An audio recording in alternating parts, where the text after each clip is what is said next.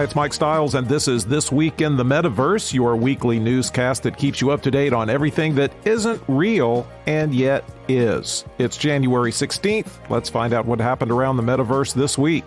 Last week, we told you what to look out for in the Web3 space this year to determine if this thing's going to really happen or not. Today, I'll tell you what Rangi Gu of CertiK says really needs to happen. First, the bad news, more than 500 million was lost from Web3 protocols over the last 3 months alone. Mostly it was exit scams and flash loan attacks, and the trend is protections against those things have not been getting any better. If I lost someone 500 million, I'd probably get taken to a pier and have my knees broken. So what really needs to happen is for Web3 concerns to solve these very serious security problems, because if they don't, every lost dollar and every violation is pretty much an ad against Web3. The biggest weakness seems to be cross-chain bridge vulnerabilities. $1.42 billion was lost in 2022 in 8 separate bridge attacks. That represents 56% of the year's losses. These cross-chain bridges are what lets us transact on multiple blockchains seamlessly. Rangi also says transparency in crypto and secure protocols have to get better because this FTX thing kind of made the news. And the complexity of crypto has to be addressed, which will probably happen by new players and established companies that get Web3. It's just that it's hard to pitch when there's a risk of losing all your money or all of your customers' money, and oh so publicly. Paola Peralta at Employee Benefit News gives us the inside scoop on a recent survey done by PwC about the future and the workplace and employment and how that all ties into what the metaverse can offer.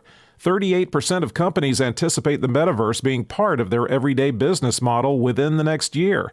44% think that transition will happen within the next 2 to 3 years. PwC's Angela Lester says, the metaverse already existed. Anyone with children or who experienced it through gaming understood what it was, but we didn't understand the power of it on the business side until recently. It could be anything from onboarding and training or collaborating and interacting with our colleagues. It's also things like creating virtual content and creating new ways to interact with our customers. Their study found 65% of consumers want to explore places virtually in the next few years. 49% want to explore job opportunities, and 46% want to interact with colleagues using the metaverse.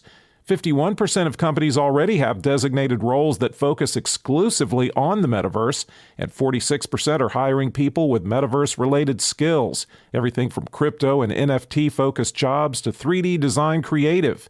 32% of employers even plan to hire or appoint a metaverse leader. And there's no question those leaders will be listeners of this podcast. Speaking of companies hiring leaders and staffs to concentrate on the metaverse, Lego is one of them. Yes, the company that brought you $200 Star Wars plastic brick building kits is not going to be left behind during the metaverse revolution. Lego enthusiast Chris Worf writes that Lego is hiring 3 new staff members to lead its metaverse initiative that will work in their new game organization. GAME stands for Game Activations and Metaverse Experiences. Just like ABBA stands for, I don't know what it stands for, but they sure can make me dance. Lego's parent company made a $1 billion investment in Fortnite developer Epic Games, and they say they're working to make the metaverse a safer place for kids. Not so much for the parents who step on stray Legos. Anyway, the 3 job openings, if you want them, are Senior Portfolio Manager, Senior Marketing Manager, and Creative Lead. Responsibilities include delivering the best possible Lego play in the digital space and advocating for fun play and cool features. Part of the job might be blending physical and digital play. An earlier initiative, Lego Worlds, was a place where you could build digitally and maybe upload and integrate your real-life sets and builds. But don't hold your breath. Chris thinks if they're just now hiring, it could be 2 years before we see a robust Lego Metaverse launch. I'll check in and see how those guys over at Tinker Toys and Lincoln Logs plan to compete. From the nobody likes to wear heavy, stupid-looking headsets department, we hear from ZDNet's Charles McClellan that they talked to Lenovo VP Sanjeev Menon about that company's new Project Kronos. It's a camera-based full-body motion capture system that lets you animate your metaverse avatar without a headset or wearable sensors. Want to know more? Well, tough, because Sanjeev didn't give up too many details. But he does say hardware technology and AI has greatly improved the ability to do near real-time motion capture.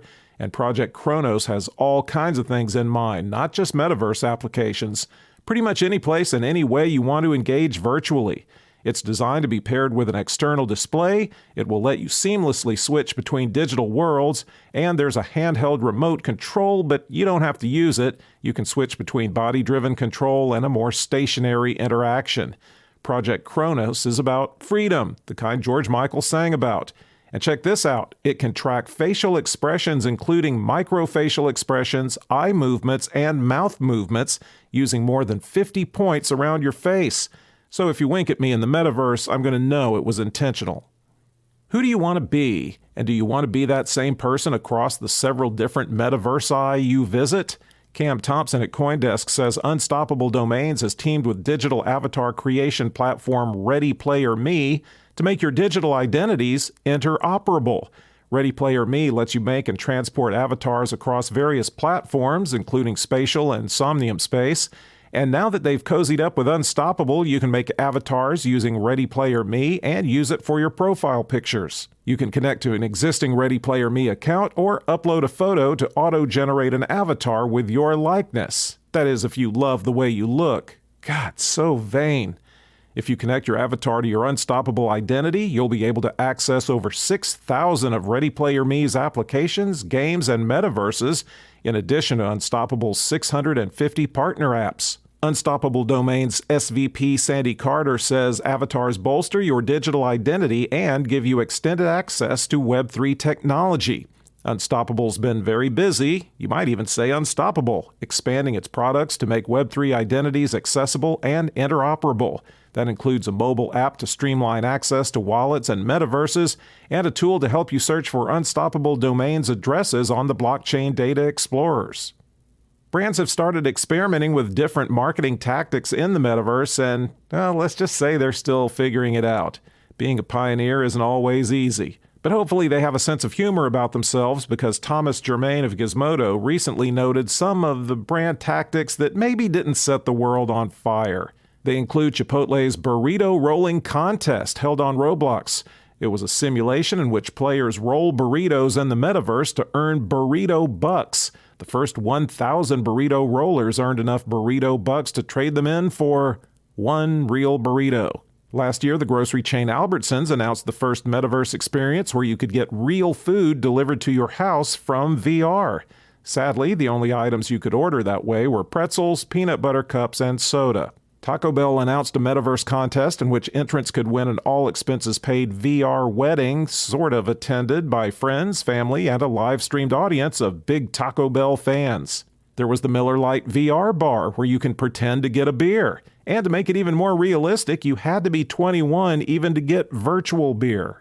And Applebee's brought the home of rapid appetizers and awkward first dates to the metaverse by launching its NFT collection, Metaverse Monday, based on their menu items. It had nothing to do with the metaverse or Mondays, but it'll do until Hooters launches their metaverse experience. That's all we've got for you this week. Download the shows and mention it to somebody so the host stays motivated to keep doing it. And we'll be back next week.